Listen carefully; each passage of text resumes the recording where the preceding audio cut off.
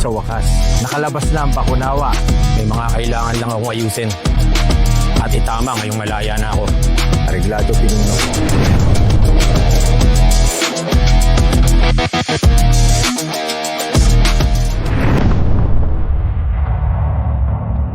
Sa'yo yung pera. Labas eh. Labas mo yung pera. Hello, labas.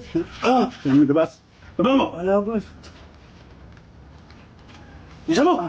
Sisinungaling ka pa. Sa sunod ha. Sabi ka ito ha. Sakit. Hoy. Nasaan na pang bata? Ako?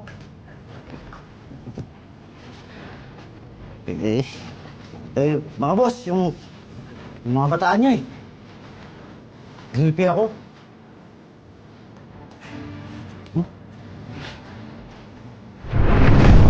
Wala akong pakialam sa mga palusot mo.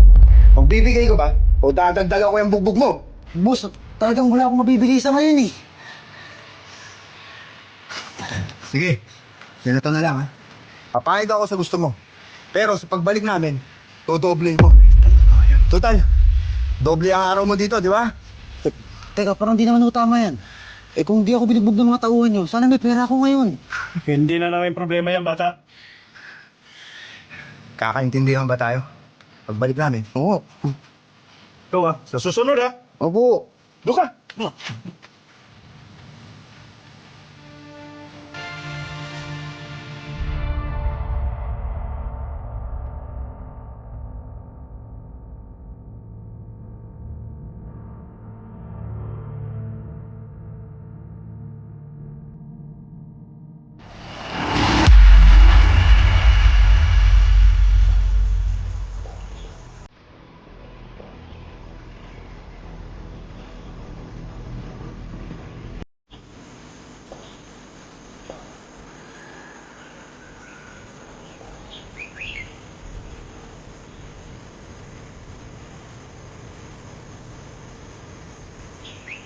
May balita ko, nakalabas na sa kulungan si Bakunawa. Makunawa? Ha? Kung kinakatakutan na lahat ng siga, ultimo boss natin, takot sa kanya. Oo. Bata pa lang tayo, narinig ko na yan. Walang sinasalto.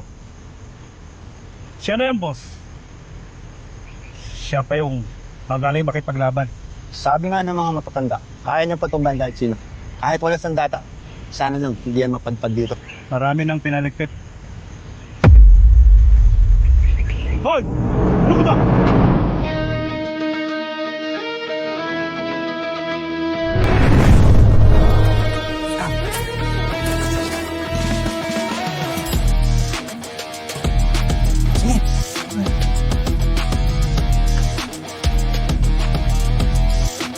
Hoy bata, asan nilapag mo?